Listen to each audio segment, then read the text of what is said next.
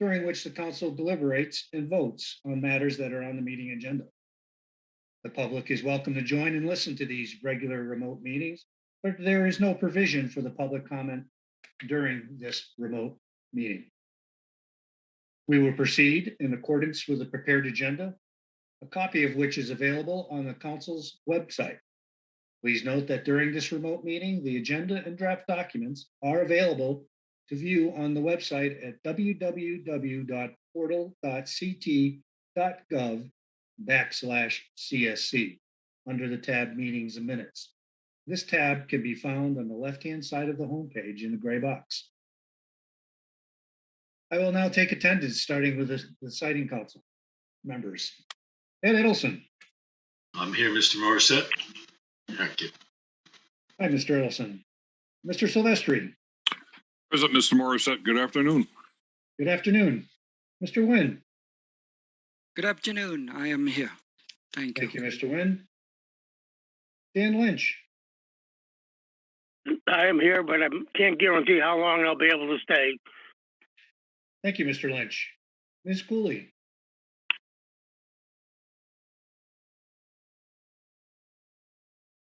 Ms. Cooley. I believe she's going to be joining us. We'll come back.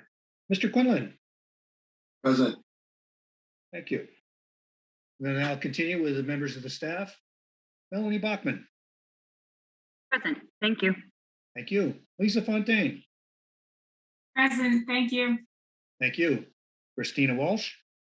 I'm present. Thank you. Thank you. Fred Cunliffe. I am present. Thanks. Thank you. Robert Mercier. Present. Thank you. Michael Perrone. Present. Thank you. Thank you. Ifne Noenquo. Present. Thank you. Thank you. Our first item on the agenda is the minutes from the meeting of December 2nd, 2021. Is there a motion? Silvestri, move Mr. that. Morissette. Thank you. Go ahead, Mr. Mr. Lynch. Lynch. Is that Mr. Lynch for a second? Yes, it is. Thank you, Mr. Lynch. We have a motion by Mr. Silvestri, a second by Mr. Lynch. Is there any discussion? Mr. Edelson. No, excuse me, no discussion. Thank you. Thank you, Mr. Edelson. Mr. Silvestri. No discussion. Thank you, Mr. Morissette. Thank you. Mr. Nguyen. No discussion. Thank you. Thank you. Mr. Lynch. I have no discussion. Thank you. Ms. Cooley.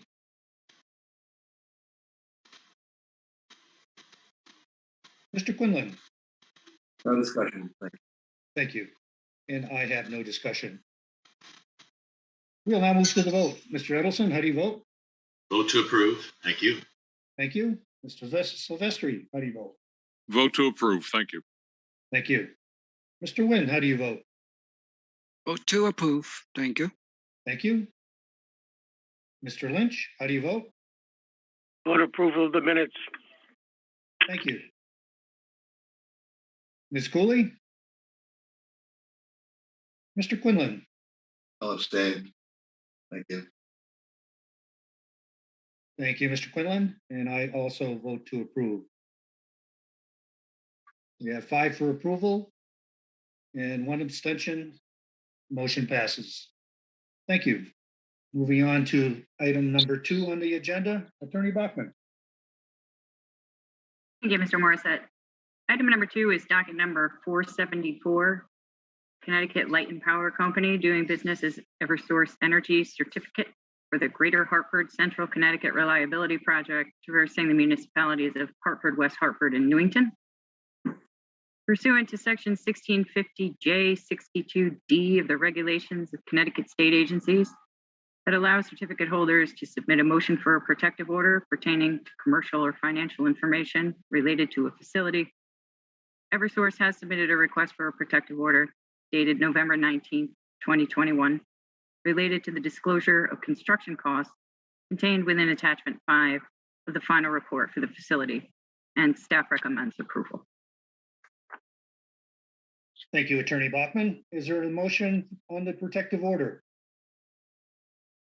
Silvestri, I'll move approval. Thank you, Mr. Silvestri. Is there a second? Ian Lynch, I'll second. Thank you, Mr. Lynch. We have a motion by Mr. Silvestri to approve the motion for protective order, and we have a second by Mr. Lynch. Is there any discussion? Mr. Edelson? No discussion. Thank you. Thank you. Mr. Silvestri, any discussion? No discussion. Thank you. Thank you. Mr. Nguyen, any discussion? No discussion. Thank you. Thank you. Mr. Lynch, any discussion? No discussion. Thank you. Ms. Cooley, any discussion? Mr. Quinlan, any discussion? No discussion. Thank you. And I have no discussion as well. We'll now move to the vote. Mr. Edelson, how do you vote? Vote to approve. Thank you. Thank you. Mr. Silvestri, how do you vote? Vote to approve. Thank you. Thank you. Mr. Nguyen, how do you vote? Vote to approve. Thank you. Thank you. Mr. Lynch, how do you vote? Vote approval. Thank you, Mr. Lynch. Ms. Cooley? Mr. Quinlan, how do you vote? Vote to approve. Thank you. Thank you. And I also vote to approve. We have the motion passes for the approval of the protective order. Thank you. Moving on to agenda item number 3. Attorney Bachman. Thank you, Mr. Morissette. Item number 3 is docket number 502, Telco Partnership doing business as Verizon Wireless application for construction, maintenance, and operation of a telecommunications facility located at 118 Newton Road in Woodbridge. Revised draft findings of fact, a draft opinion, and draft decision order have been prepared for council member review and were mailed on December 10th, 2021. An electronic signature sheet has been prepared. Thank you, Attorney Bachman. We will now review the draft findings of fact.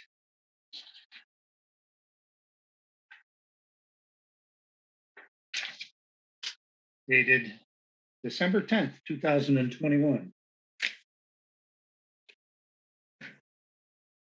Starting with page 1, items 1 through 8.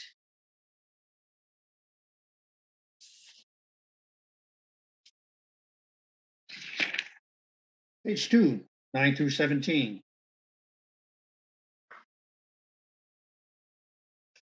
Page 3, items 18 through 28. Page 4, item 29 through item 36.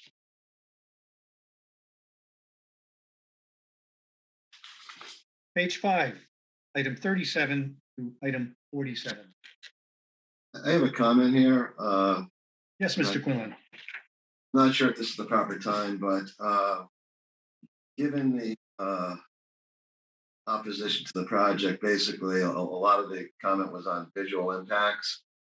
I would like to propose that the project be built as a monopine rather than a monopole. Not sure if it's the proper time to do that or. Well, at this time, your comment is appreciated and is so noted. We will address that probably prior to going to the final vote. But thank you for your comment. Okay, thank you.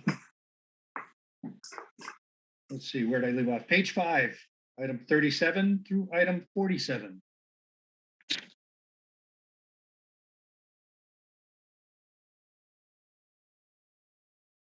Page 6, item 48 through item 55.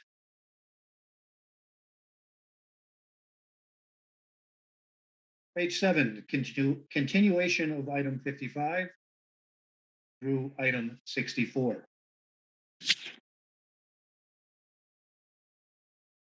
Page 8, item 65 through item 73.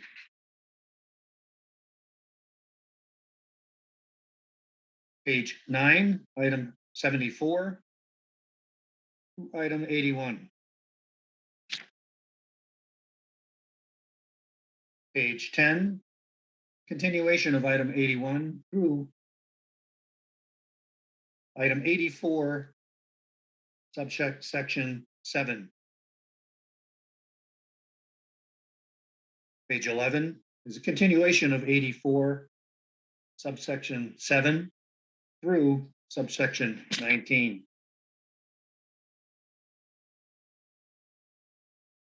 Page 12. Continuation of item number 84, subsection 20 through 25 through item 87.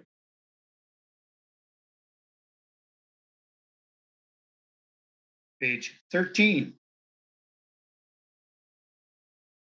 Item 88 through item 96. Page 14. Item 97 through item 104. Page 15, item 105 through item 116.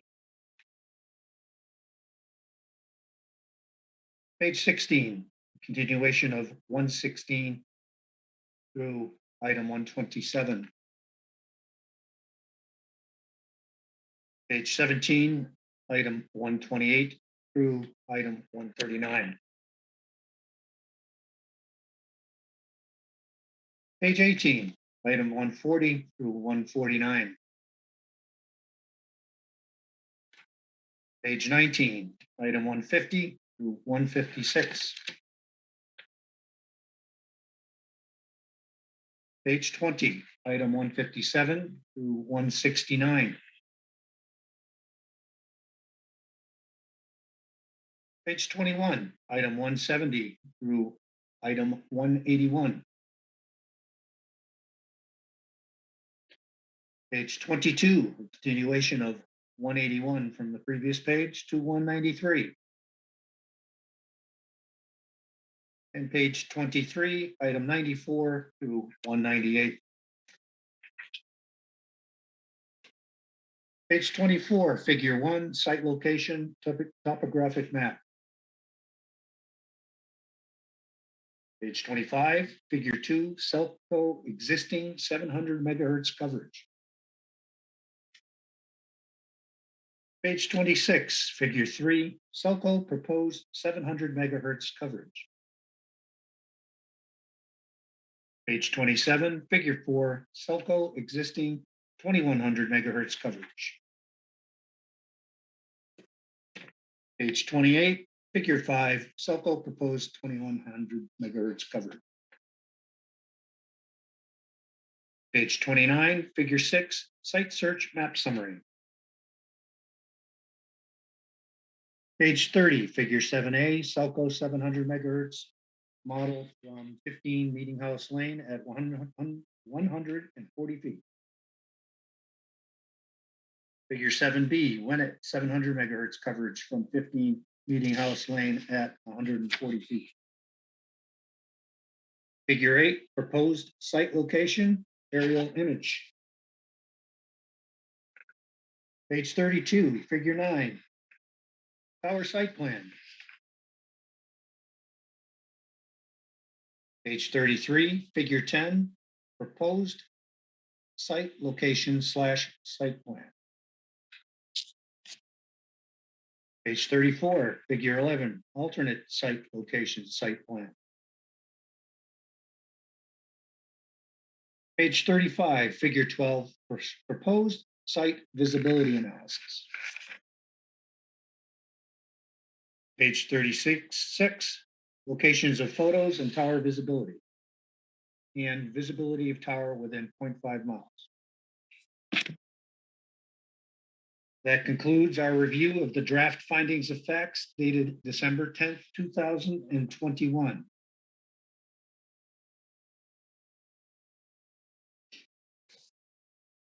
We will now move to the draft opinion dated December 10th, 2021, starting with page 1.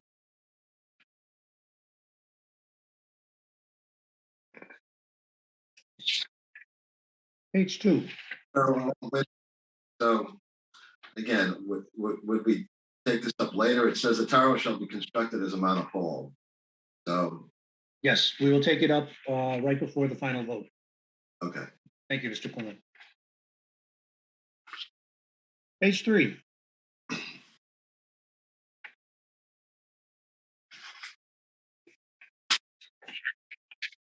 Page 4.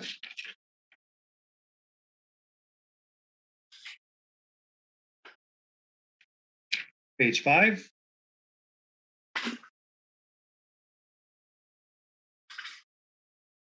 And page 6. Mr. Morissette, Yes, Mr. Ellison. I might have missed it, but I feel like in that next to last line, it should specify that it's the 100-foot monopole telecommunications facility at the alternative location or at the alternate location on the project site. I don't think anywhere, I couldn't find it in the opinion that we specifically said we're pursuing the alternate location. I might have missed it. Yeah. We're clear in the decision and order, but I think it should also be in the opinion. Yes, I agree, Mr. Ellison. I think in the last sentence where it says proposed site located at, I think it should say the alternate tower location or located at 118 Newton Road. Does that take care of your concern? Yeah. Oh, yeah. Same Very right. good. We'll have that amended for the final documents. Thank you. Thank you, Mr. Ellison. We'll now turn to that concludes our review of the opinion dated December 10th, 2021. We'll now review the draft decision and order dated December 10th, 2021, starting with page 1.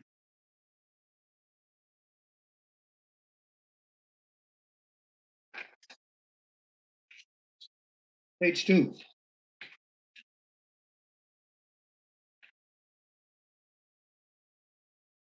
And page 3.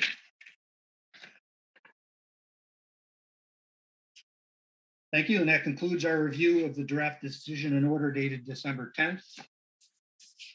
Before I ask for a motion, however, I would like to address Mr. Quinlan's comments relating to the proposed monopine.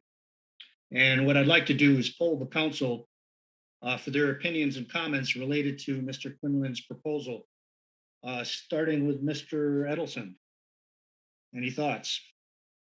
Well, I believe that we did consider this, and but I was left with the impression that in this particular case, a monopine would be more intrusive looking. I haven't thought about it, to be quite honest, since the hearing itself, and so I think at that point I was very comfortable with the monopole was the right solution. So I don't remember hearing anything since then that kind of put that at play for me. So I'm comfortable with the monopole, recognizing that often the monopine sounds like it would be a nicer solution, but then we've seen examples where it doesn't have the right foliage around it, or it stands out and is more of an eyesore than people might realize. So I'm comfortable with what we have right now. Thank you, Mr. Edelson. Mr. Silvestri. Mr. Morris said I'll be voting against this project, so I'm not going to offer an opinion one way or another on a monopine. Thank you. Thank you, Mr. Silvestri. Mr. Nguyen. Yes, I agree with Mr. Edison. The monopine has been discussed at the hearing, and it's my impression that monopole is the best choice. So therefore, I'm continue to support the monopole. Thank you. Thank you, Mr. Nguyen. Mr. Lynch. I agree with Mr. Ellison's comments. Sometimes stealth design can be more intrusive than a simple monopole. And as we reviewed this, I think that's the case. So I'm for a monopole. Thank you, Mr. Lynch. Ms. Cooley. Mr. Morissette, I was late to joining this discussion. I had to attend a different meeting, so I didn't actually hear the proposal. If you would like to let me know, that'd be great. Certainly. Mr. Quinlan, during the review of the findings of fact, suggested that we should consider a monopine. So we are now polling the council to determine their views on a monopine prior to going to a final vote. Okay, thank you for updating to me. Yeah, I believe that this had been something that we may have considered at one point, but I don't think it would be appropriate in this particular location. I don't really remember any discussion about it, so it may not have been something that had been proposed at that time. So I don't think it's something we need to consider at this late date. Very good. Thank you, Ms. Cooley. Mr. Quinlan, would you like to make any additional comments? No, just thanks for the consideration, that's all. Thank you. I will not voice my opinion on this as either. I will be voting to deny the application. So given that, we will now go for a motion to approve the documents as amended, starting with the findings of fact dated December 10th, the opinion dated December 10th, and the draft decision and order dated December 10th for the alternate tower location on a monopole facility. Is there a motion? Mr. Morissette, I'll make that motion. Thank you, Mr. Edelson. Is there a second?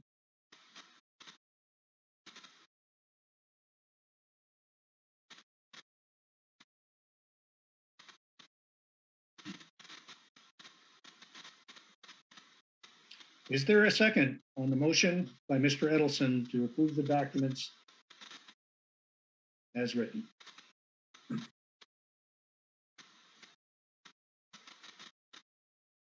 This is Scott Wynn. I second it. Thank you, Mr. Nguyen. We have a motion by Mr. Edelson and a second by Mr. Nguyen to approve the draft's findings of fact, the draft opinion, and the draft decision in order for the alternate site with a monopole facility. We'll now move to the vote. Mr. Edelson, how do you vote? Vote to approve. Thank you. Mr. Silvestri, how do you vote?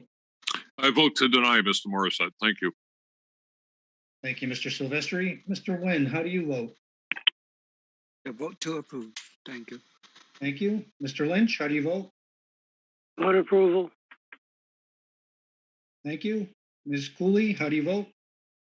Mr. Morissette, I would like to note for the record too that even though I arrived at this meeting late, I have reviewed all of the documents that we are discussing today, and I would vote to approve. Thank you.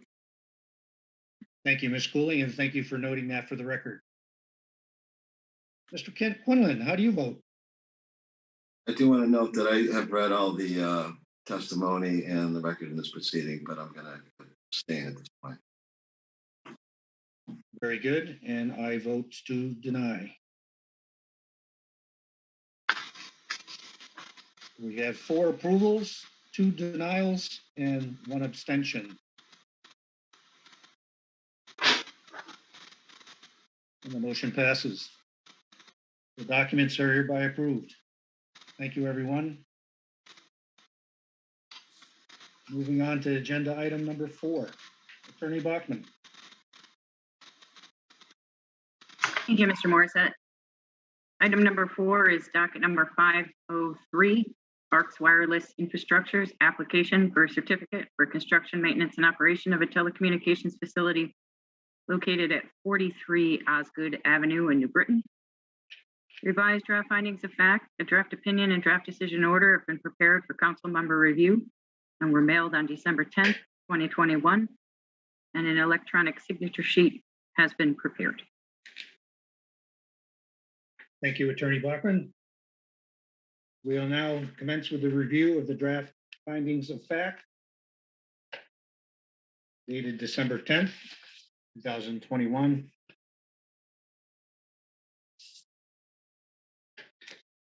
Starting with page 1. Items 1 through 8.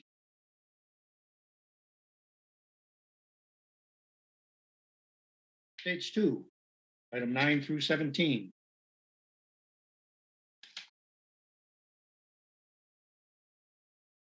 Page 3, item 18 through 26.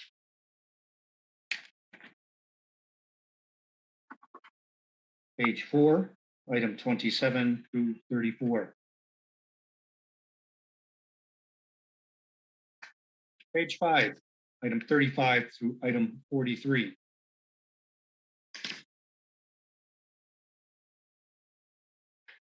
Page 6, item 44 through item 50. Page 7, item 51 through item 59. Page 8, item 60 through item 67.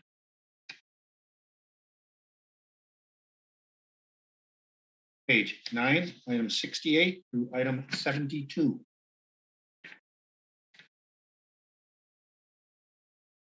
Page 10, item 73 through item 76, subsection J. Page 11, continuation of item number 76, subsection K, through to item 82. Page 12, item 83 through item 94. Page 13, item 95 to item 104.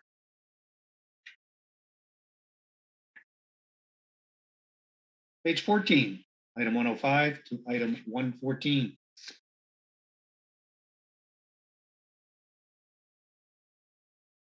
Page 15, item 115 through item 122.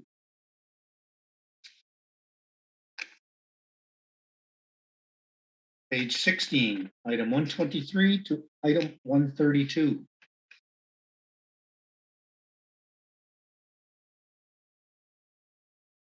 Page 17, item 133 to item 138.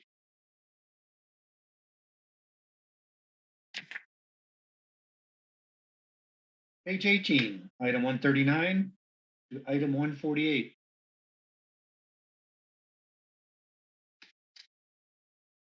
Page 19, item 149 to 158.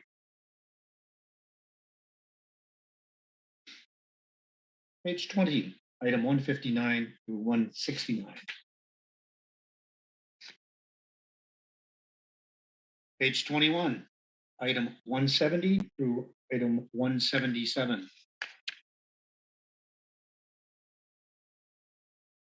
Page 22, item 178 to 183.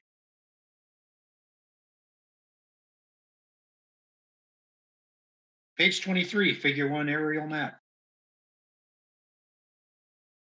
Page 24, figure 2 site plan and elevation, proposed tower location.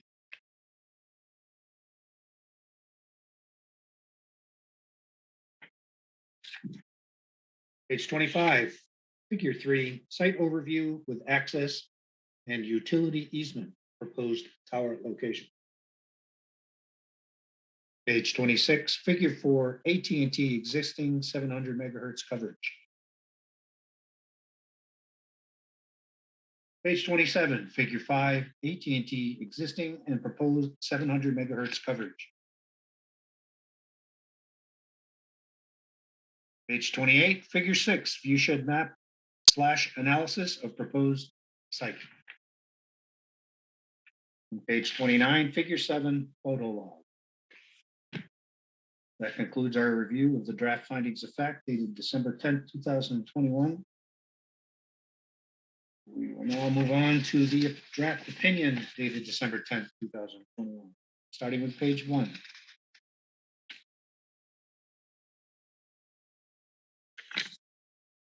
Page 2.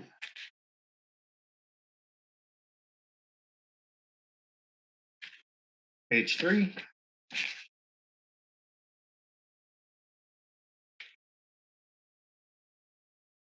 Page 4.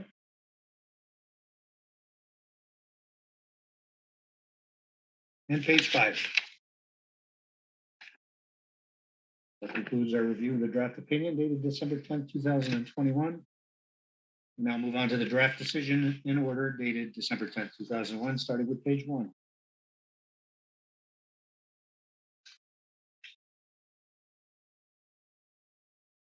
Page 2.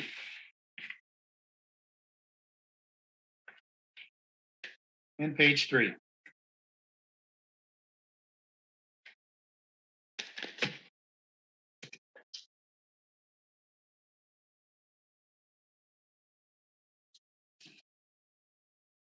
I will now entertain a motion on the draft findings of facts, draft opinion, and the draft decision in order dated December 10th, 2021. Is there a motion? Mr. Morissette, I'll make that motion. Thank you.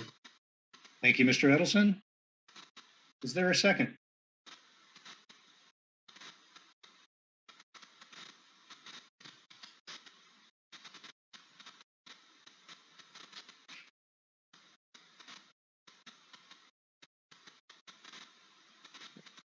Is there a second? I'll second it. Thank you, Mr. Quinlan. We have a motion by Mr. Edelson and a second by Mr. Quinlan. We will now move to the vote. Mr. Edelson, how do you vote? Vote to approve. Thank you. Thank you. Mr. Silvestri, how do you vote? I'll vote approval.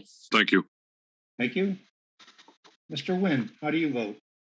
Yeah, Mr. Morissette, I apologize. I think I missed making a comment before my vote, and that is I look at the draft decision and order on condition number 2. I'm happy to see that the one of the condition is to have the tower be designed with a yield point. So that's good. The second thing is that there was discussion about landscaping and at the hearing, and the discussion was about whether or not landscaping would be open to both, not just a chain link fence, but to those around the boundary of the abutting neighbors. The record support that. To be exact, to help staff to locate, that could be on page 75. So with that, I would recommend that part of the DMM plan have the landscaping provision in it. With that, I would vote in favor of the project. Thank you, Mr. Nguyen. We are now working our way through a motion to approve the documents as written. I will ask Mr. Edelson if he's willing to amend his motion to include the comments by Mr. Nguyen. I would accept that amendment to the motion that the DNM plan include that. Thank you. Mr. Quinlan, would you be willing to amend your second?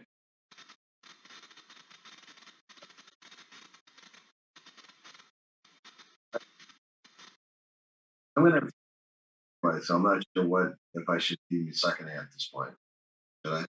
Well, if you want to, you have the two choices. You can withdraw your second or you can amend your second. I guess I'll withdraw and let someone else second it. Very good. Is there a second on Mr. Edelson's motion to approve the documents with the amendment proposed by Mr. Nguyen to include landscaping in the DNM plan? Is there a second? Is it quite Nguyen? I second it. Thank you, Mr. Nguyen.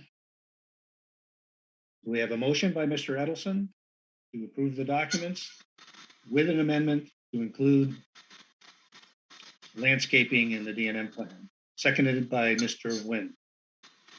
Very good. We'll go through the vote again. Mr. Edelson, how do you vote? Vote to approve. Thank you. Thank you. Mr. Silvestri, how do you vote on the new motion? Vote to approve. Thank you. Thank you. Mr. Nguyen, how do you vote? Vote to approve. Thank you. Thank you. Mr. Lynch, how do you vote? Vote approval. Thank you. Ms. Cooley, how do you vote? Vote to approve. Thank you. Thank you. Mr. Quinlan, how do you vote? I'll vote to abstain. Well, I will. Okay, thank you, Mr. Quinlan, and I vote to deny. 5 for approval, 1 abstention, and 1 denial. The vote motion passes.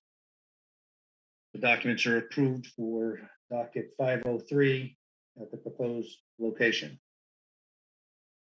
Thank you.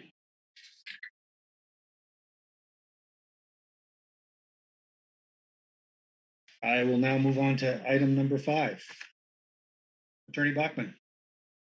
Well, before we move on, Attorney Bachman, I just want to mention for the record, and I should have done before my vote, is that I was not available for the July 20th hearing and public comment session for docket 503. I did read the transcripts for both the public comment session and the hearing. Thank you.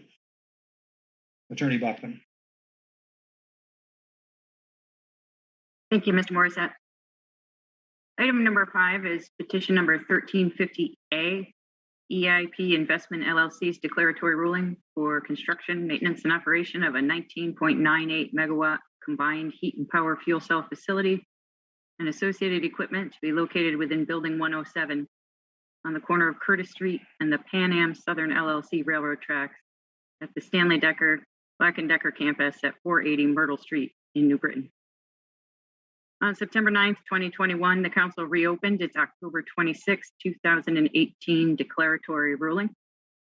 Due to the inability to secure financing for the approved fuel cell unit, EIP proposes to install Bloom fuel cell units. These units require adequate ventilation for cooling purposes and cannot be installed in an indoor configuration as originally approved.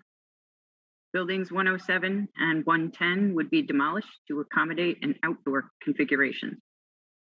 The proposed revised fuel cell facility consists of 42 each 250 kilowatt Bloom Energy servers, 31 each 300 kW Bloom Energy servers, and 7 equipment locations to be arranged in a grid pattern on top of the existing concrete foundation of Building 107.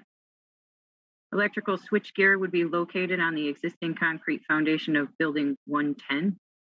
The facility would be surrounded by a 7-foot tall chain link fence. The surrounding area is a mix of residential, commercial, and industrial uses. A staff report with conditions was prepared and mailed to council members on December 10th, 2021. Thank you, Attorney Bachman. Is there a motion? Mr. Morissette, Silvestri here. I'll move to approve the project with the recommendations listed in the staff report dated December 10th, 2021. Mr. Thank you, Morissette, I Mr. second. Is that Mr. Lynch? Thank you, Mr. Lynch. We have a motion by Mr. Silvestri to approve with the conditions as listed by the council staff in the staff report, and a second by Mr. Lynch. Is there any discussion? Mr. Edelson? I was a little confused on page 2 under public benefit. It says it's a customer side distributed resource, but I think it should be grid side because, again, it refers to the PPA. It refers to being involved in the ISO New England forward capacity. So either that needs to change or I'm misunderstanding the nature of a customer-sided distributed resource. Mr. Perrone, would you wish to comment? I will double check that. Great. Thank you, Mr. Perrone. Thank you, Mr. Edelson. And I had another request, I guess, for clarity. On page 3, first line of the proposed project, I'm not sure I understand the letters E and A that follow the 42. That's an abbreviation. I think we should spell it out. I don't think we spelled it out before that. So if we could look into, the right way to, or a clearer way of indicating what 42 EA means. I think it might mean each, but I'm not really positive. So, Thank you, Mr. Edelson. I'll ask Mr. Perrone to clarify that in the final document. Excuse me. It did mean each, but I will check that. Great, thank you. and I think on page 4, we use another abbreviation in the second paragraph, and that's CO2E. And I'm pretty sure that's CO2 equivalent, But again, I think the first time we should spell that out. And I think for consistency, we could use the subscript for the two. I think we go back and forth sometimes. Sometimes we go CO2 without a subscript, sometimes with. My preference would be to use a subscript, with the word processing we have. But I think the most important thing is when we're using the chemical abbreviations to use subscripts for clarity. Thank you, Mr. Edelson. Anything else? Just grammatical. Underwater resources, the second paragraph, third line, it says to prevent the movement of sediments off construction. To me, it should read prevent the movement of sediments off of the construction sites. Yes. Thank you. Being a little picky there. That's But okay. I think on the third paragraph, the end of that first sentence says, although the development R is, I think it was intended to take the R out, just leave it as, though the development is. So that's just I think a grammatical oversight. See that at the end of the line, the Yes. first line in that paragraph. Yeah, I actually interpret it as being area. But Okay. Mr. Perone, if you could clarify that as well, I'd appreciate it. Yes. Thank you. Okay. Anything else, Mr. Edelson? Nope, no, I think that's it. Thank you. Very good. Thank you for your comments. Mr. Silvestri, any comments? Just to Mr. Morissette, Mr. Edelson kind of summed up most of what I had. Although for the first comment, let me go back to what he mentioned about the CO2 and the subscripts. For consistency purposes, that needs to be carried on through CH4, N2O, and anything else that might be in the document, such as SF6. So I thank Mr. Edelson for that one as well. I also thought, just as a side comment, that on that third paragraph on the water resources, that it was area. But again, if we could check that for consistency purposes. And the last thing I had was, I was glad to see this project come back. Thank you. Very good, Mr. Silvestri. Thank you. Mr. Nguyen, any comments or discussion? No discussion. Thank you. Thank you, Mr. Nguyen. Mr. Lynch, any discussion? No discussion. Thank you. Ms. Cooley, any discussion? I have no discussion. Thank you. Thank you. Mr. Quinlan, any discussion? No discussion. Thank you. Thank you. I was curious whether there's a potential opportunity for a microgrid with this facility. But considering that they have a power purchase agreement, it doesn't seem like the situation would fit because they're selling their output to CLP and UI. But it did dawn on me that it might be a compatible situation if it was not for the power purchase agreement. So that's my comment. I thought the project looked good as well. So we'll now move to the vote. Mr. Morissette, if you don't mind, I'd like to piggyback on that or just Certainly. clarify. Because I read into that, maybe more than I should have, page 3, I guess the fourth from the bottom. It said the fourth paragraph from the bottom. The project would provide backup power to the campus subject to the consent and approval of the utilities. So that sort of implied that, it would be, well, I guess in this case, a backup situation. It's not the same as a microgrid, I understand, but it does have that same flavor to it, Yes. that it would supply the campus under that condition. So it's sending out power during regular time, but it sounds like they are talking about if there was a power outage outside, they would, if I'm interpreting this right, they would use the fuel cells to power the campus. Yes, my interpretation of that was it is subject to CLP and UI's approval because the project is committed under a PPA to sell power to both utilities through the grid, and that they would need their concurrence to stop selling power and to displace native load to the facility under emergency conditions. So that I interpret it as needs to be negotiated between the parties of the agreement. But if I could, and I don't want to belabor this, but the first sentence was almost that they will turn off their power to the grid if there's a commercial power outage, which I interpreted as, what would happen if there was a storm and, transmission lines were down or distribution lines. So, Right. So it sounded like they've got almost in their agreement, if there's a commercial power outage, they shut off their switch to the grid. But I hear what you're saying. It sounds like they still have to go to stage 2 or step 2 and ask for permission to keep the fuel cell going for the campus. But Certainly, I'll ask Mr. Perone to comment on that as well. Mr. Perone? It is correct that for a commercial power outage, the fuel cells would stop sending power to the grid. They would just idle. But in terms of backup to the campus, we say that the project could provide the backup power, but only if they got the consent from the utilities and they added additional equipment. So as it stands now, it's not proposed for backup. all right, thank you. Thank you, Mr. Perone, and thank you, Mr. Edelson. Mr. Morissette, Yes, Mr. Lynch. when we get to the comment sections, I have a few comments regarding what was just been discussed. So I'd like to introduce it then.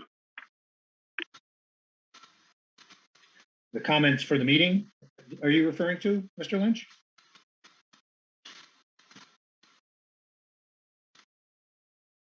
If I could, I think Mr. Lynch is it's his turn to comment, because I think I was first in line, and so others will now have a chance to comment. That's where we are in the process. Or are we voting?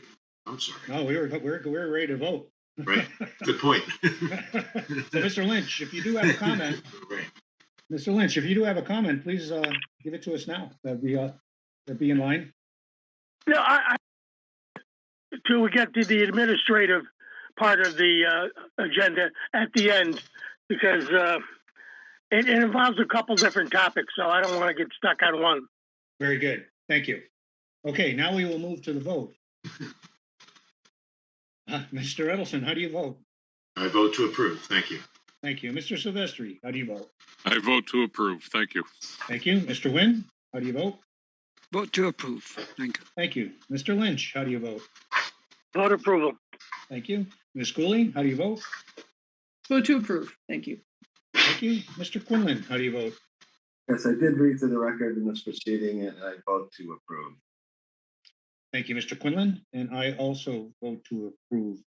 We have a unanimous decision to approve the project with the conditions outlined in the staff report.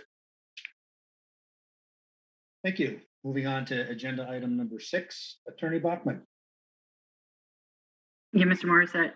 Item number 6 is petition number 1443, SR North Stonington LLC's petition for the proposed construction, maintenance, and operation of a 9.9 megawatt AC solar photovoltaic electric generating facility on 5 parcels located north and south of Providence, New London Turnpike, west of Boombridge Road, and north of Interstate 95 in North Stonington, and the associated electrical interconnection.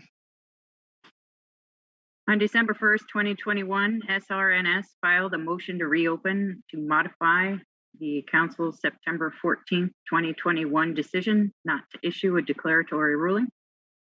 On December 2nd, 2021, the council issued a memo requesting parties and interveners to submit comments with respect to SRNS's motion to reopen no later than December 14th. The town of North Stonington submitted comments expressing support for the motion to reopen and did not request a public hearing on the revised plan. Thank you, Attorney Bachman. Is there a motion to reopen and modify? This is Ed Edelson. I make that motion. Thank you, Mr. Edelson. Is there a second? Silvestri, I'll second. Thank you, Mr. Silvestri. So we have a motion by Mr. Edelson and a second by Mr. Silvestri to open and modify Is there any discussion? Mr. Edelson? No discussion, thank you. Thank you. Mr. Silvestri, any discussion? Yes, Mr. Morissette. First of all, I did vote to deny this project. So it's kind of nice to see that the applicants listen to what we had to say and react to concerns from the council and others, and then implement change. So perhaps in the future, other applicants can anticipate concerns and submit stellar applications accordingly. Second comment I have, in looking at the record, we did have a public hearing on June 8th, 2021. There was one person that attended and offered comments who also mentioned that there was another town meeting that was going on in place, and other people might have attended our hearing, but they were kept away from whatever was going on with the town. And we did have another person sign up but did not attend. And looking at this, I'd like to have a hearing. I'd like to open this up because I do have a lot of questions that I don't think would be answered necessarily through the interrogatory process. So I'd like to see a hearing. Thank you. Thank you, Mr. Silvestri. Mr. Nguyen, any discussion? Yes, Mr. Morissette, I just want to express my my agreement with Mr. Silvestri. I don't think that was me. Yes, I'm supporting Mr. Silvestri's suggestion that let's for the due process, let's have a hearing as well. So Very good. Thank you, Mr. Nguyen. Mr. Lynch, any discussion?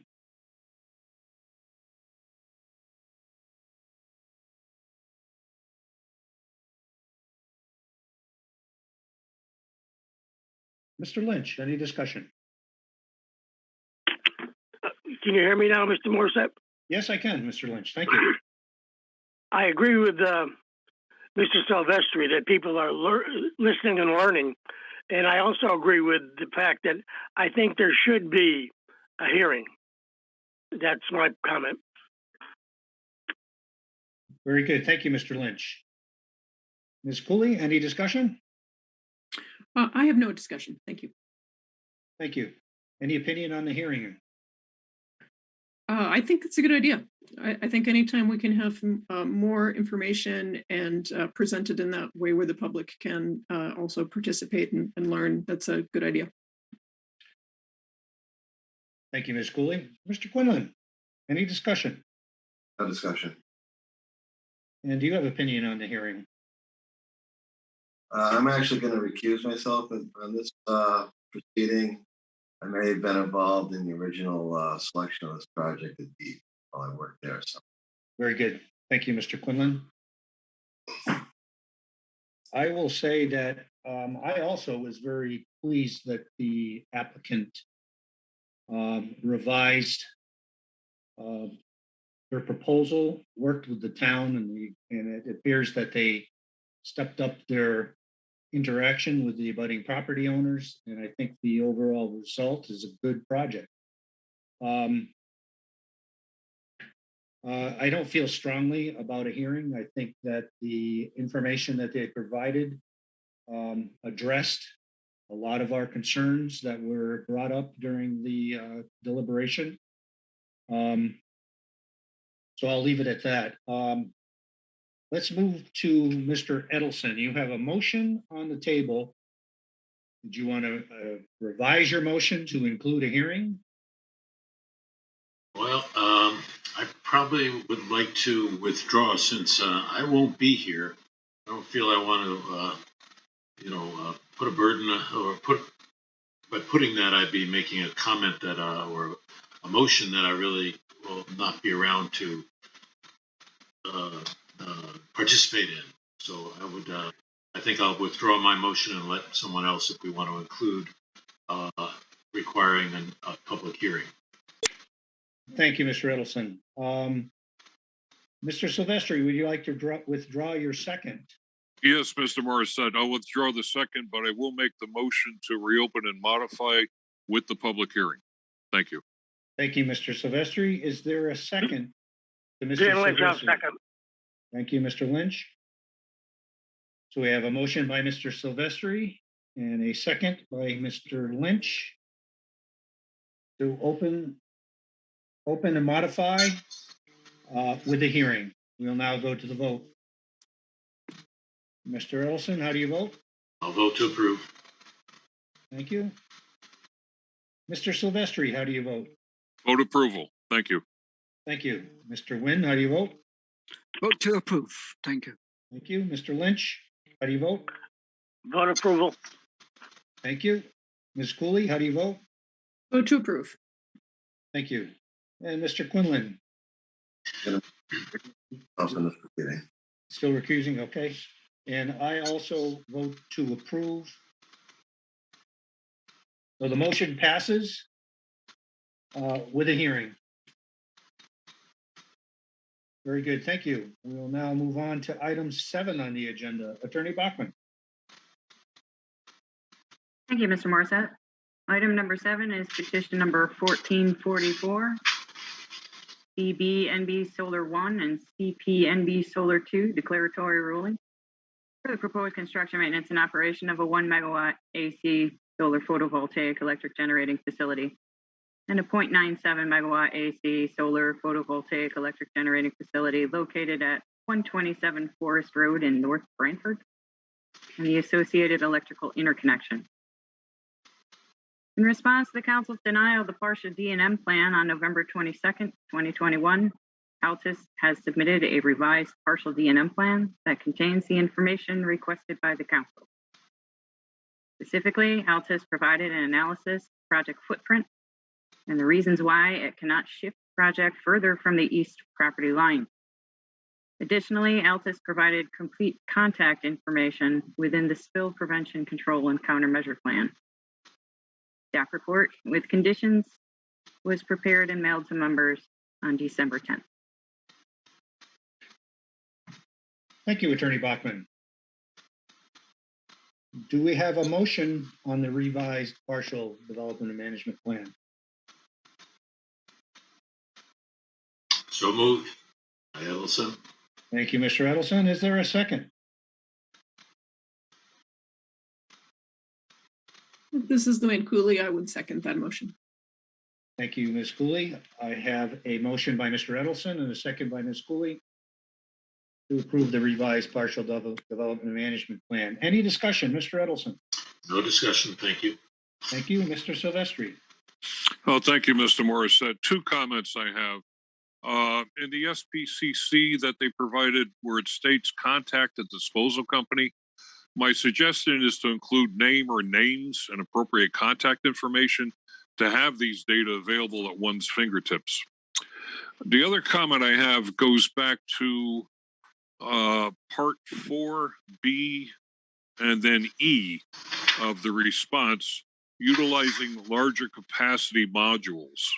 They have that this option is not feasible as project infrastructure would have to be revised, and then it goes on. I think the option is actually feasible. It might take a little more work to do it. I think they could solve that problem if they looked a little bit more into the large capacity modules. Again, I think a little more work would be needed, although I wouldn't vote to deny the project at this time. I just want to make my voice heard on that one. Thank you. Thank you, Mr. Silvestri. Mr. Nguyen, any discussion? No discussion. Thank you. Thank you, Mr. Nguyen. Mr. Lynch, any discussion? No discussion. Thank you. Ms. Cooley, any discussion? No discussion. Thank you. Thank you. Mr. Quinlan, any discussion? No discussion. Thank you. Thank you. I have a couple of comments. And first of all, I appreciate very much the thorough explanation that the petitioner provided in their revised D&M plan. It explained it much better. And I also appreciate that the town is supporting this project.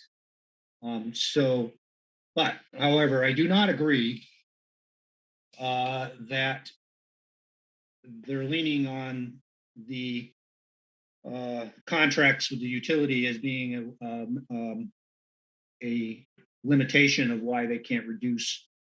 I don't agree with that. I think they can. And I also agree with Mr. Silvestri that they could revise the project infrastructure and the modules. But I think the project is probably so far down the road that that's not a viable solution for them, and it would be costly from both the time and cost perspective. So I will be supporting the revised D&M plan, but I did want to note those concerns that I also had. Thank you. We'll now move on to the vote. Mr. Edelson, how do you vote? Vote to approve. Thank you. Mr. Silvestri, how do you vote? Vote approval. Thank you. Thank you. Mr. Nguyen, how do you vote?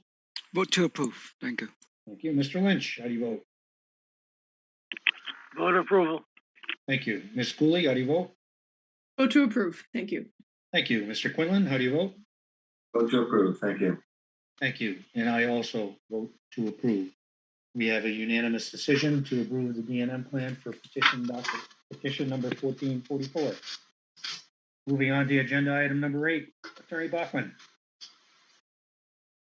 Thank you, Mr. Morissette. Item number 8 is petition number 1458, Homestead Fuel Cell 1 LLC's petition for the proposed construction, maintenance, and operation of a grid-side 8.4 megawatt fuel cell facility located at 441 Homestead Avenue in Hartford, and the associated electrical interconnection to Eversource Energy's existing Northwest Hartford substation. The proposed facility consists of 3 2.8 megawatt fuel cell units to be located on a previously developed commercial parcel. The facility would be grid interconnected to Eversource's Northwest Hartford substation via the existing 23 kV electric distribution system. The proposed site is located within a mostly commercial and industrial area. The nearest residential property line is located about 282 feet to the southeast of the site. Views of the proposed facility from the west and northwest would be obstructed by the existing tree line, and views from the south will be obstructed by a commercial building. Landscaping and decorative fencing would be installed on the eastern side of the facility. A staff report with conditions was prepared and mailed to council members on December 10th. Thank you, Attorney Bachman. Is there a motion? Silvestri, I'll move approval of the project subject to the conditions in the staff report dated December 10th, 2021. Thank you, Mr. Silvestri. Is there a second? I'll second that, Ed Edelson.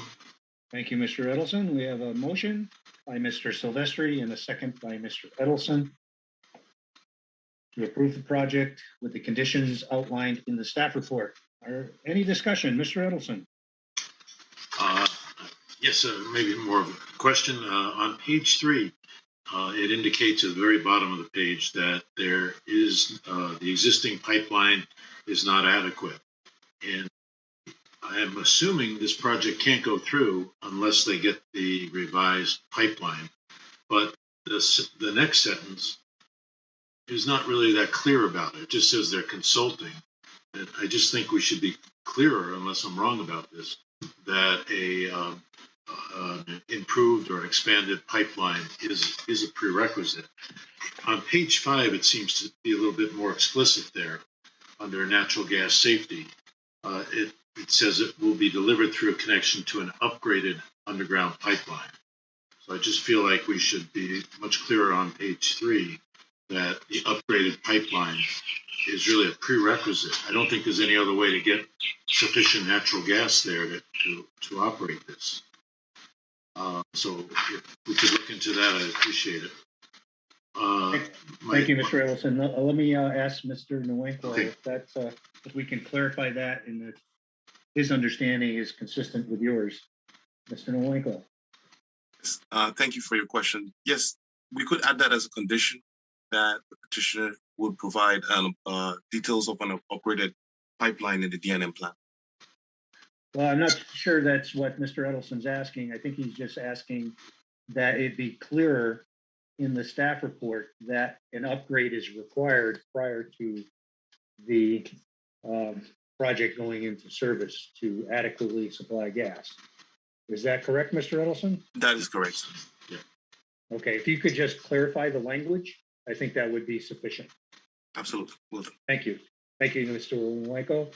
Thank you, Mr. Edelson. Anything else? Yeah, on page 3, well, the same comment about the subscripts on the molecules like CO2 and under air emissions in that second paragraph. Again, we're using that CO2e.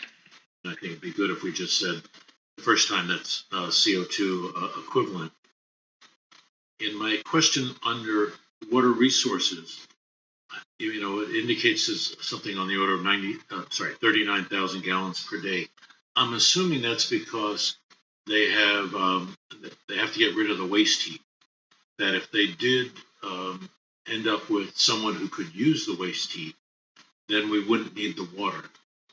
So one, I want to clarify if I'm correct about that. And it sounds like they are looking into the possibility of selling using the waste heat in some way.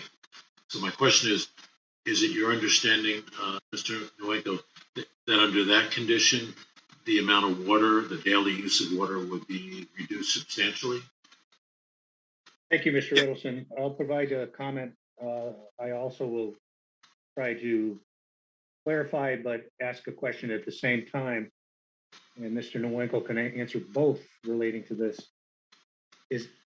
Is my understanding that it basically is a closed loop system, and that initially there's a large amount of water that's required to go into the system. And my question is that the 39,000 to initially provide water to the facility, or is it 39,000 per day to continuously operate the facility? Mr. Nowenko, if you could provide some guidance here. Yes, thank you for your question. For Mr. Edelson's question, yes, the water will be reduced if there were off-takers for the waste heat. And yes, 39,000 to operate facility. Operate per day. Yes. Okay. Thank you for that clarification. Mr. Edelson, does that help? Yeah, so I think it would be useful, maybe another sentence that said, if the applicant was able in the future to have a waste heat customer for use, the water usage would drop. And if we had some idea of how significant that drop would be, that would be very helpful. good. And Thank that's, you. I believe, all my comments. Thank you. Thank you, Mr. Edelson. Mr. Silvestri, any comments? No comments, Mr. Morissette. Thank you. Thank you. Mr. Nguyen, any comments? Yes, Mr. Morissette. With respect to the recommendation number 2, and I just want to clarify to the extent that the ERP is one of the condition that require the applicant to provide the emergency response plan to local emergency responders. And I think that's great. But I just want to clarify that, is it an ongoing as well? I mean, the ERP do change over time, for example, contact. I just want to make sure that the plan, is updated. So. Very good. Mr. Nguyen, do you know if there's a requirement for an annual update to the ERP to be provided to the local municipality? Yes, I do believe that the operators of the facility are intermittently in contact with the municipal authority. Mr. Nguyen, does that satisfy your concerns? Yes, thank you. Very good. Thank you. Mr. Lynch, any discussion? No discussion. Thank you. Ms. Cooley, any discussion? No discussion. Thank you. Thank you. Mr. Quinlan, any discussion? No discussion. Thank you. And I have no discussion as well. Thank you. And I'll go to the vote. Mr. Edelson, how do you vote? I'm sorry, I vote approval. Thank you. Mr. Silvestri, how do you vote? Vote to approve. Thank you. Thank you. Mr. Nguyen, how do you vote? I vote to approve. Thank you. Thank you. Mr. Lynch, how do you vote? I vote approval. Thank you. Ms. Cooley, how do you vote? Vote to approve. Thank you. Thank you. Mr. Quinlan, how do you vote? I'll abstain.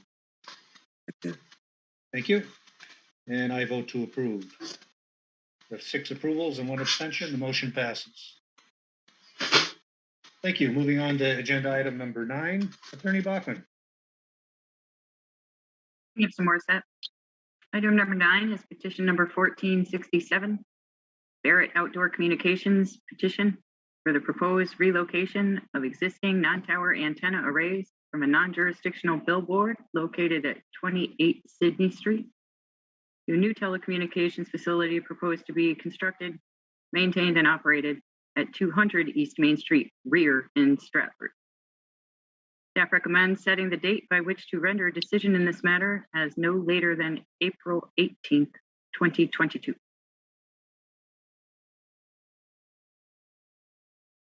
Very good. Thank you, Attorney Bachman. Is there a motion?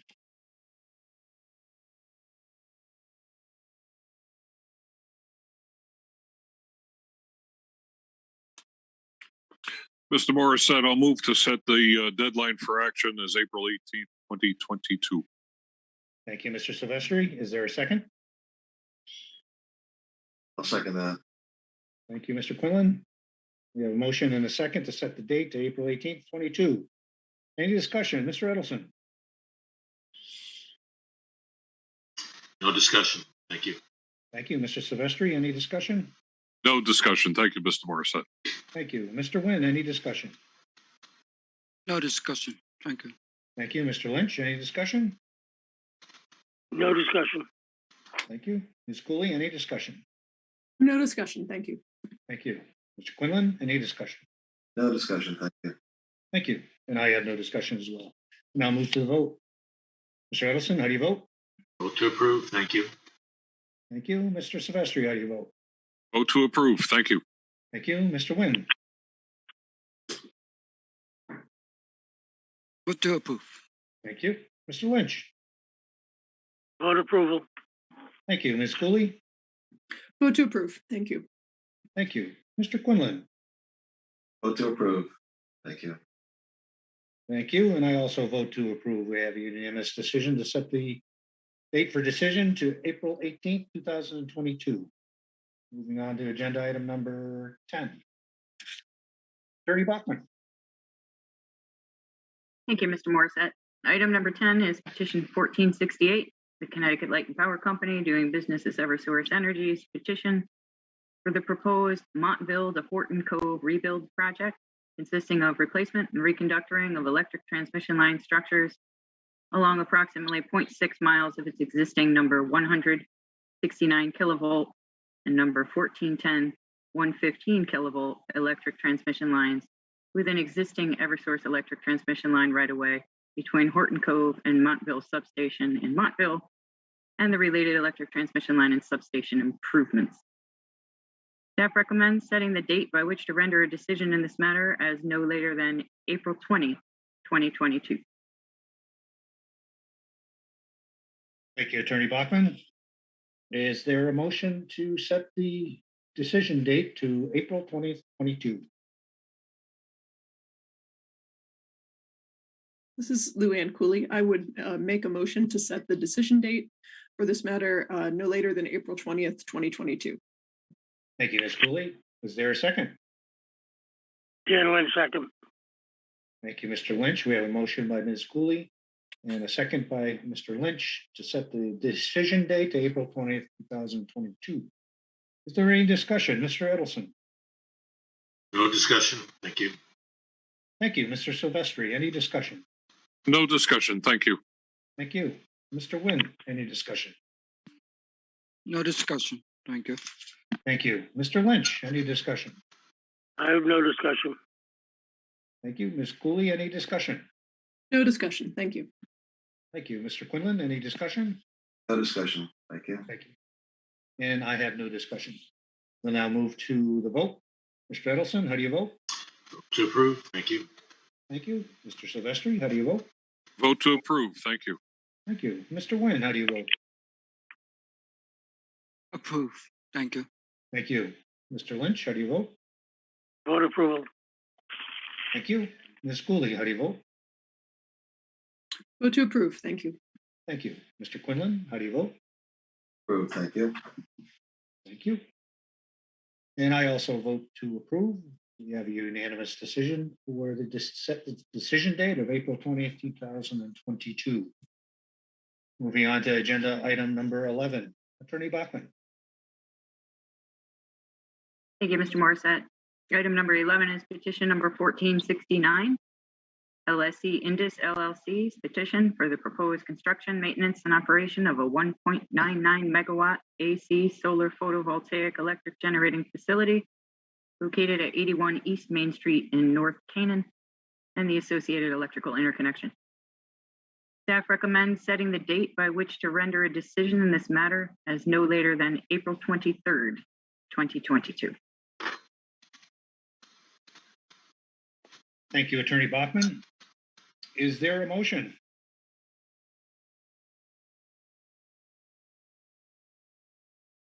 Mr. Morissette, I'll move to set the date for decision as no later than April 23rd, 2022.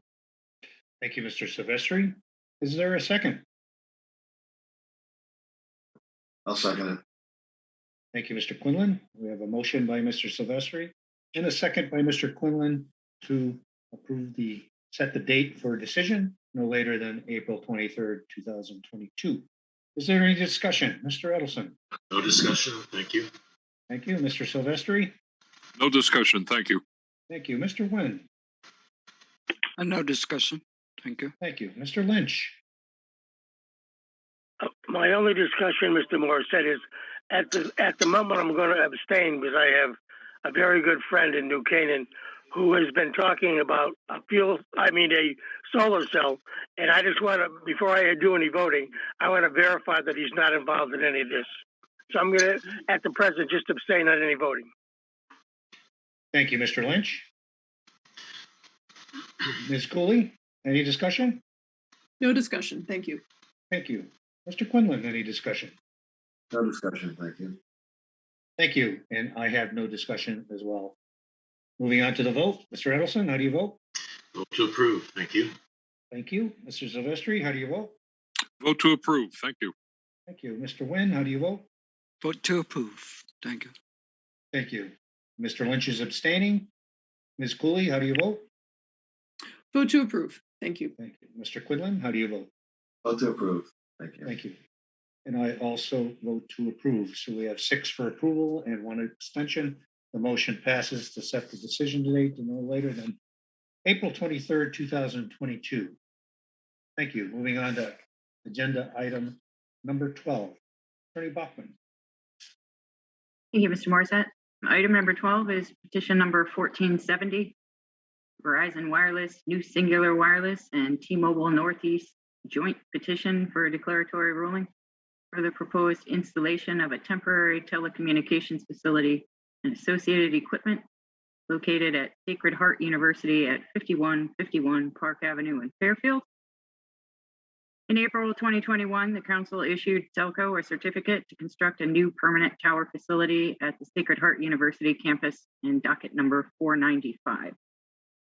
All 3 carriers must vacate their existing non-tower antenna arrays located on the roof of Pierre Toussaint Hall at the Sacred Heart University campus on or before January 13th of 2022. The temporary replacement facility is necessary to maintain continuity of service. The temporary tower would be 125 feet in height to accommodate the 3 carriers and supported by a ballast foundation. A temporary compound area supported by a concrete block retaining wall would be constructed at the edge of a parking lot. Electric service would be provided from a nearby campus building. Telco service would extend within a ground-anchored conduit from a utility pole on Jefferson Street. The staff report with conditions was prepared and mailed to council members on December 10th. Thank you, Attorney Bachman. Is there a motion?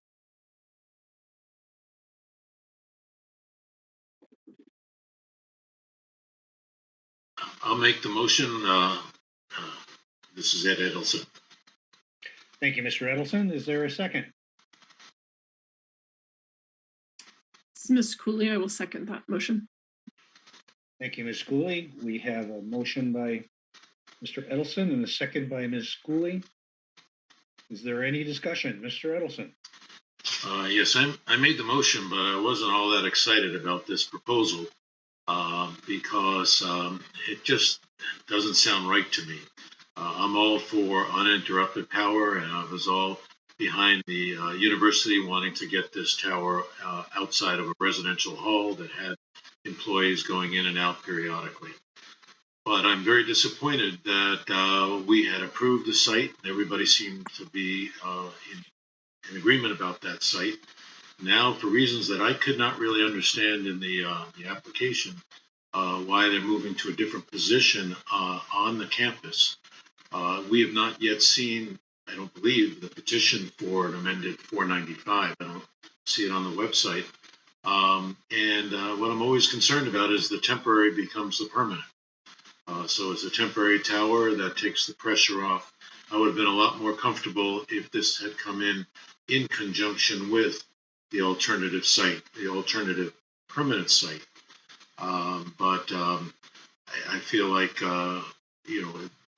my concerns are overwhelmed, if you will, or offset by the need to get it out of the residential hall. What also concerns me is this is this is duplicative costs. So even if they do replace it in an expedited way, we're still building an unnecessary tower that creates costs that eventually is passed on to the customers. Without really knowing all the ins and outs of what happened at the university, I'm sort of wondering why the university is not, if the university is helping to defray the additional costs of providing this telecommunications in that area. So that's my discussion and my concern that I just wanted to put in the record. Thank you, Mr. Edelson. Mr. Silvestri, any discussion? Yes, thank you, Mr. Morissette. I'll echo Mr. Edelson's comments. I'm not sure if there's anything else that I could add, as he, in my opinion, stated it well. So I'll thank Mr. Edelson for his comments and move on from there. Thank you. Thank you, Mr. Silvestri. Mr. Nguyen, any discussion? No discussion. Thank you. Thank you. Mr. Lynch, any discussion?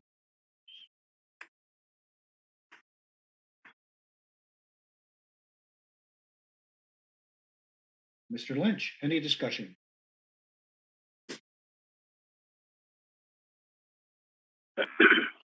I'm a little slow at the wheel here today.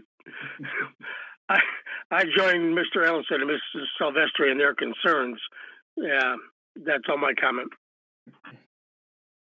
Thank you, Mr. Lynch. Ms. Cooley, any discussion? Nothing further other than to echo the other concerns as well. Thank you. Thank you, Ms. Cooley. Mr. Quinlan, any discussion? No discussion, thank you. Thank you.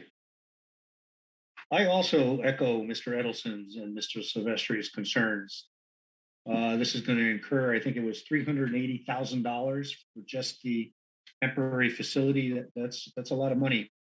And it appears that the planning and foresight on this facility has been, unfortunately, I don't know where the blame lies, but anyways, but I do agree with both Mr. Edelson and Mr. Silvestri. So thank you.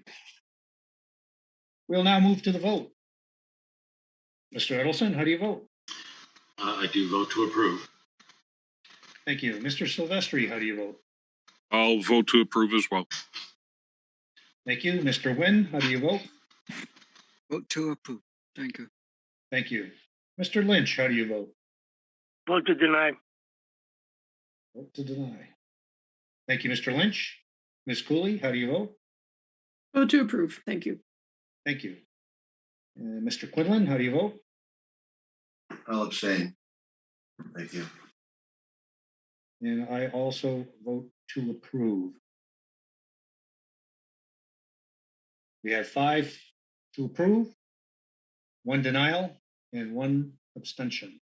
The motion passes for petition number 1470. Thank you.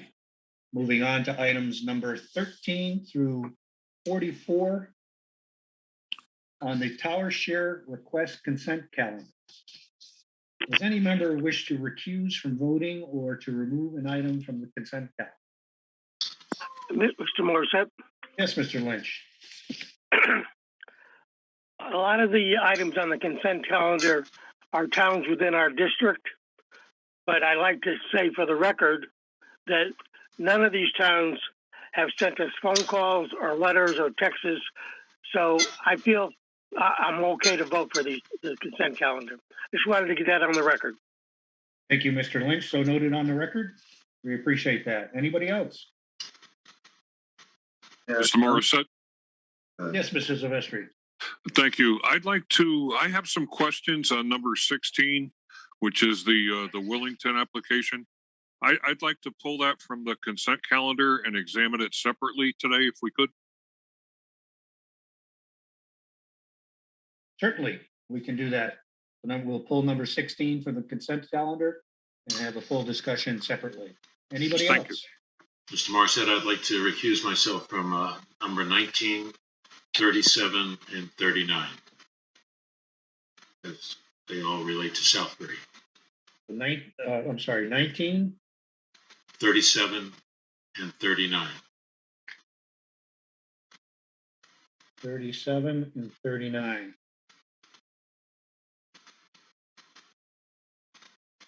Very good. Anybody else? Yes, Mark Quinlan, I'd like to recuse myself from 28, 29, and 30, which relate to Canton. Very good. So we will be pulling number 16 to have a full discussion. Mr. Quinlan was recusing for 28, 29, and 30. Mr. Edelson is recusing for 19, 37, and 39. We have noted the recusals and the one that we are going to pull. Are there any objections? Items number 13 through 44, with the exception of item 16, shall be adopted.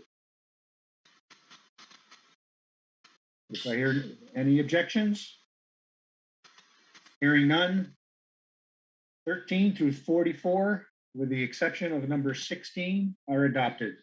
Thank you. We will now address item 16 on the consent calendar.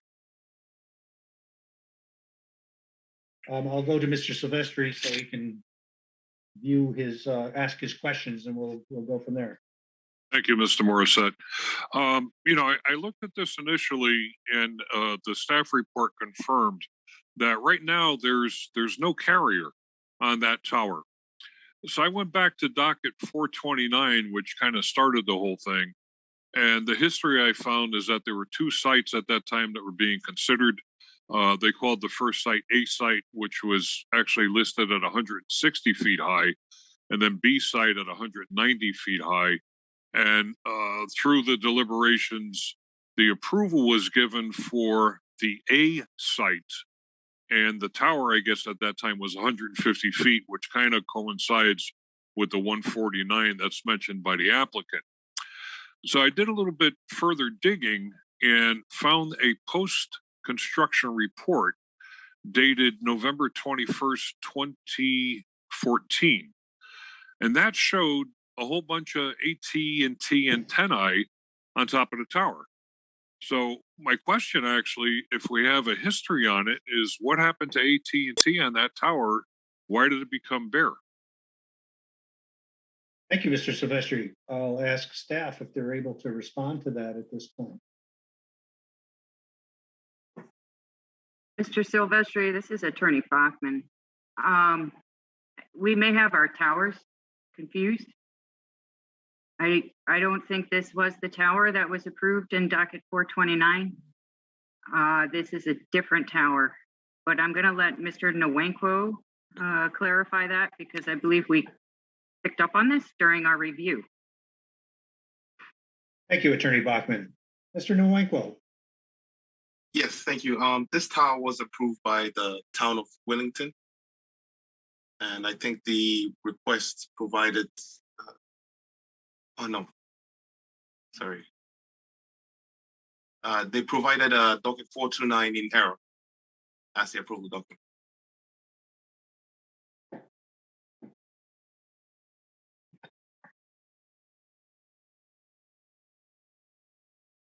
I'm still confused.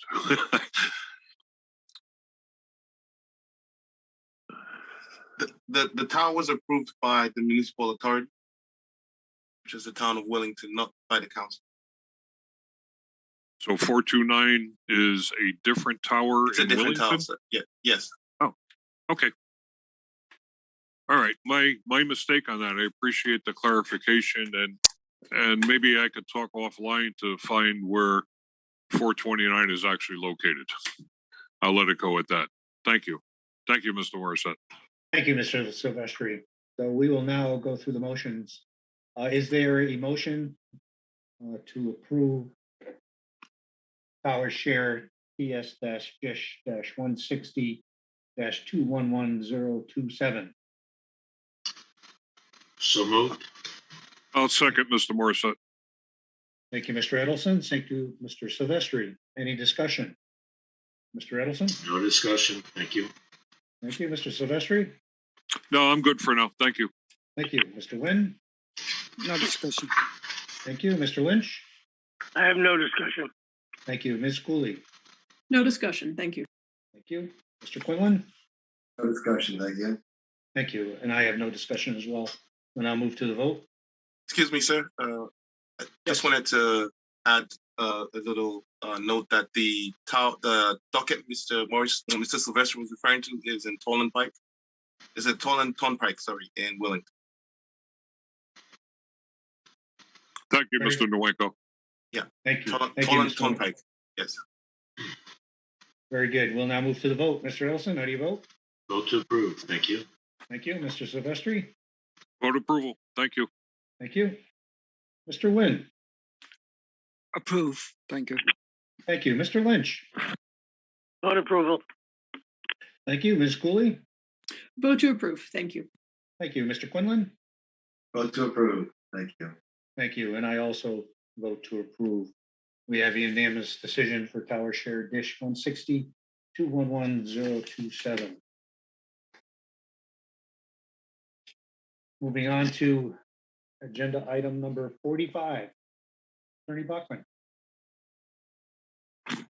Thank you, Mr. Morissette. Item number 45 is the fiscal year 2023 revised budget. The telecommunications and energy industries did not provide any comment regarding the council's revised fiscal year 2023 proposed budget. Therefore, staff recommends the council approve the budget be sent to the General Assembly Appropriations Committee. Thank you, Attorney Bachman. Is there a motion to approve the budget and send it to the Appropriations Committee? So moved. Thank you, Mr. Silvestri. Is there a second? I'll second it. Thank you, Mr. Quinlan. Any discussion, Mr. Edelson? No discussion. Thank you. Thank you, Mr. Silvestri. No discussion. Thank you. Thank you, Mr. Nguyen. No discussion. Thank you. Thank you, Mr. Lynch. No discussion. Thank you. Ms. Cooley. No discussion. Thank you. Thank you, Mr. Quinlan. No discussion, thank you. Thank you.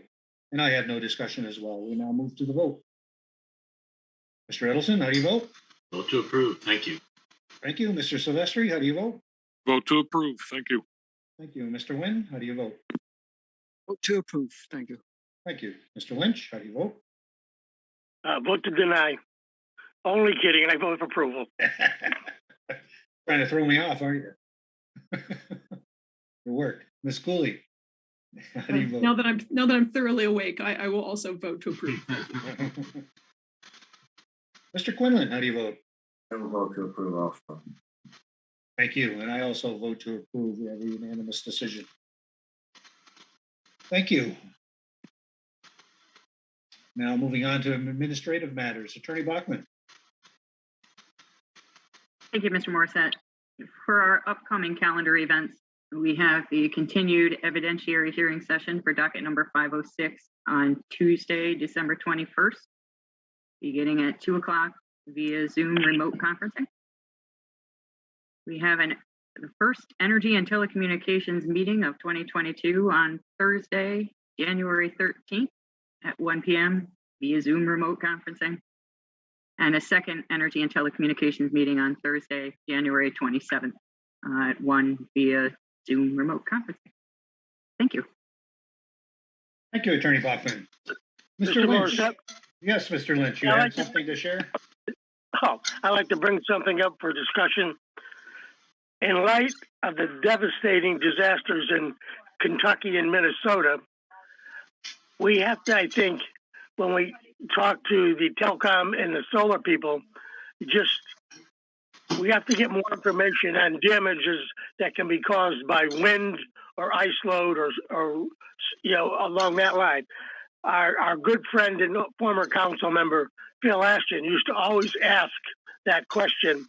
And in Phil's memory, I'm going to continue to ask it. And I'd like to get some comments from the other council members if they're interested. Thank you for the time. Thank you, Mr. Lynch. Does anybody on the council have any additional comments to add to Mr. Lynch's comments? You mean with regard to the tornadoes and the Yes. potential? I would just second what he said. It's something we need to keep thinking about. And again, we've talked about that a little before with the Texas situation about a year ago when they found their grid was subjected to natural forces they weren't anticipating. I think Mother Nature's got a lot more surprises in store for us.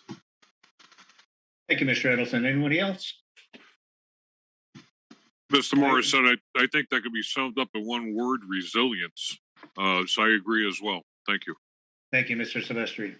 And anybody else? I would agree also. Thank you, Mr. Quinlan. I will also agree. I think asking additional questions about resilience, especially relating to the cell towers, is an appropriate thing to do. And also the solar panels as well. Thank you, everyone. Mr. Morissette, could I make a comment? Certainly. I'm sorry, Ms. Cooley, did you want to speak to this issue? I did. I just wanted to make a comment that in my other life, since I do work for UConn's Connecticut Institute of Climate Adaptation and Resilience, that I do think that asking these kinds of questions is very relevant to make sure that our telecom and solar siting folks are really thinking about the impacts of potential climate change on their facilities, especially given the types of severe weather impacts that we are starting to see. Thank you. Thank you, Ms. Cooley. Mr. Edelson, please continue. Well, this is going to be my last regular council meeting, and it's hard to believe that it's been 5 years. So I just want to take a moment to thank everyone for making this such an interesting and rewarding experience for me. I'm sure all of you have seen what I call the look. The look is what you get when you tell someone you're on the Connecticut Siting Council, and it's a look of, what are you talking about? And even after you start to explain it, they're still perplexed. And as far as I can remember, no one has really said, oh, really? Why don't you tell me more about the work of the Siting Council? But despite that, I am convinced that what we do is very important for the state of Connecticut, and I'm really proud of the work that we all do here. I think we're tasked to do difficult work of looking to create balanced decisions, which by their very nature will often leave one set of stakeholders unhappy. I always find it remarkable how a diverse group of people with no prior relationship can come together and work so effectively to make decisions in an orderly and relatively efficient process. I apologize for the phone. I want to really thank our recent presiding officers, both Robert and John, who I think have become the masters of running the virtual meeting and have come up the learning curve extremely quickly as a result of COVID. So nobody expected this, and I think they've done a masterful job of keeping these meetings online or in line. I've been involved in other organizations, and they're not doing it as well. So my hat's off to both of you. And in addition to what you do as presiding officers, I really do appreciate your insights and your willingness to deep dig deeply into the issues surrounding so many of these projects. I think Dan is the only other person that is still with us that was here when I began, and I really value his institutional knowledge, and as we always see, his sense of humor has always been appreciated. And as far as Luann and Quat, maybe someday we'll actually meet in person. I hope that happens. And to Mark, I wish you good luck on your service here on the Siting Council. And again, I hope you find it as rewarding as I have, and that all of you will have the opportunity, the three of you, to actually attend a public hearing in person, which is really another way of experiencing the council. And I think you'll really appreciate that. Finally, I'd like to say to the staff, I've been involved in a number of organizations. My hat's off to all of you for the amount of paperwork that you keep track of in a very efficient way. I don't know how you keep track of all these dockets and petitions. I know in my small world of trying to keep track of all the paper, just tracking all the paper was difficult enough, let alone reading it and understanding it. So I've mostly had the chance to work with Michael and Robert. And again, hats off to you. And I appreciate your kindness and patience with me as I try to move up the learning curve. And finally, a real big thank you and appreciation for Melanie, because I think, or as we like to call her during these public meetings, Miss Bachman or Attorney Bachman. I think I get confused what to call you at different times, but someday I'll get it all straight. But I think that despite what opposing sides have thrown at you, you always are handle it with grace and fairness, which I really admire. And I think you do a masterful job of keeping the commissioners, folks like myself, as well as the staff, on track and making sure that the organization is running on all cylinders. But overall, all of the staff deserves a big thank you. So I appreciate your patience with me as I make this comment, but I want to wish all of you happy holidays and really the best of luck in continuing on this important work that you all do for the state of Connecticut. Thank you. Thank you, Mr. Edelson. I want to thank you very much for your dedicated service over, I believe it's the last 5 years. Thank you very much. Your diligence and your insight have been very much appreciated, and I want to thank you very much. Mr. Morissette? Yes, Mr. Silvestri. I have 5 words for Mr. Edelson. You didn't change your mind? Yeah. I change my mind on a daily basis, but that's a different problem. No, thank you also, Mr. Edelson. Much appreciated. Thank you. I also want to thank the council staff for the fine work that they have done over this, again, another challenging year.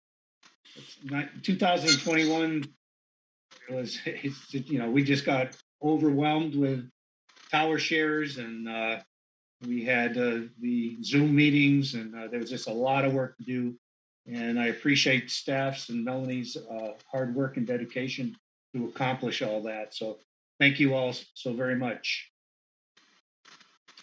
So with that, I also want to wish everyone a safe and healthy holiday and happy holiday. And again, I appreciate all of you and the support that you bring to the council to make this all work. So thank you very much. With that, I'll make a motion to adjourn. Thank you. Second. Thank you. We have a motion and a second. We're hereby adjourned. Thank you, everyone. Happy holiday. Take care.